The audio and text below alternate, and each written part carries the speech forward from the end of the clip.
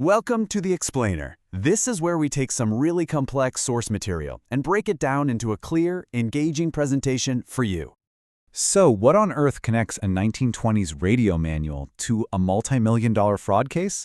It's a great question. Today, we're diving into this, just a huge, chaotic collection of documents. And our goal is to understand how one individual could look at all this stuff and construct this grand personal narrative, how they found a clear signal in what, to most of us, would just look like pure noise.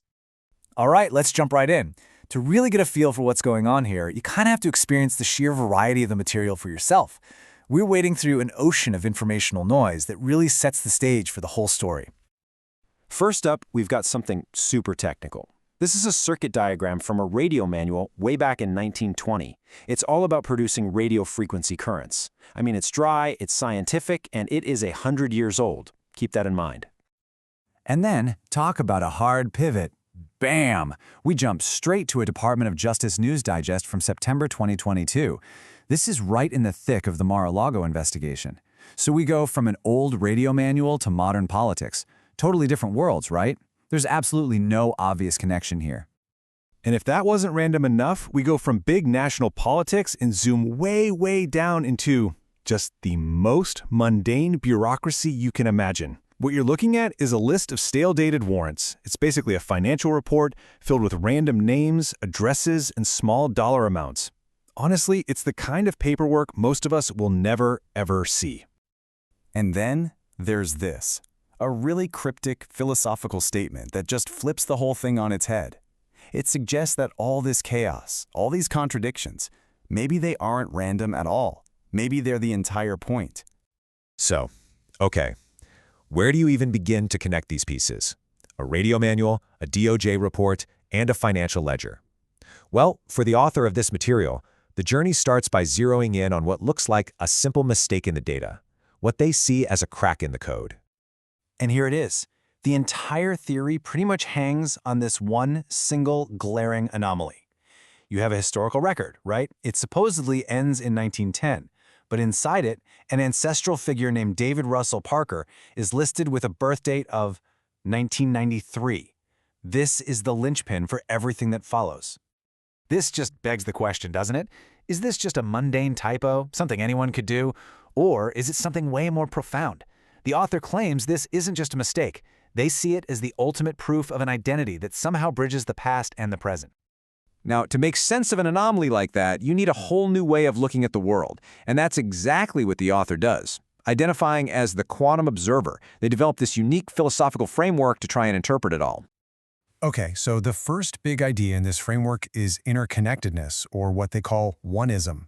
And it's pretty much what it sounds like. It's this core belief that everything, and I mean everything in the universe, is fundamentally linked. A line in a government report, a quantum particle, it's all part of one big web. The second key idea is resonance. Now, this one's about how our own personal experiences, especially the painful ones, aren't just isolated events. The idea here is that they can actually vibrate, in harmony with these bigger external truths, creating a kind of signal that points the way. And look, this framework isn't just some abstract philosophical thing. It's actually a map of a deeply personal journey. It starts with struggle, ADHD, addiction, betrayal. Then comes discovery, finding those patterns in the noise. From there, it moves to expression, using art as a portal for truth. And the final destination? Sovereignty. Becoming the architect of your own reality. All right, so now we have the framework, this new interpretive lens. Armed with this, the author goes right back to that chaotic mess of documents we saw at the beginning. But this time, they're not just seeing noise. They are on a mission to find the signal. So, how does this actually work in practice? Let's take an example. The author finds this very specific legal term, deliberate indifference. Now, you usually see this in civil rights cases involving prisoners where officials knew about a risk to their safety and just ignored it.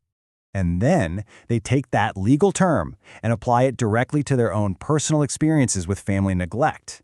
See what's happening? A personal wound is reframed as a systemic failure, and that is the resonance we were just talking about, a deep connection between their own life and these seemingly unrelated documents. From that personal connection, the idea gets even bigger. The author starts talking about a collective. You can think of it as a family or a whole lineage that has suffered for generations. A legacy of trauma, they say, where their very identity and finances were stolen through some profound betrayal. And here's where it gets really interesting. That abstract idea is then tied to a very concrete document. This is a judgment list from a real fraud case, detailing over $200 million in restitution for victims. The narrative being built here is that these two things aren't separate events. They're directly connected. And it all comes full circle. Remember that 1920s radio manual? Well, even that gets a brand new meaning in this framework. It's not just a technical text anymore. It's instructions on how to transmit signals. That becomes a powerful metaphor for broadcasting one's personal truth through all the static of a corrupt system. So you have to wonder, right? What's the point of all this? Why build such an elaborate worldview from all these random pieces? What is the ultimate mission here? Well, the stated goal is to channel all this understanding into real-world action. It's about taking personal pain and turning it into a platform for healing. It's about using art as a tool for change and building a community to challenge what they see as systemic injustice and to be a voice for the voiceless. And this isn't just theory either. This mission actually shows up in the real world through projects like the Ground Up Hope Collective Youth Ministry and the One and All radio show. So they're really trying to take these ideas and bring them directly into the community.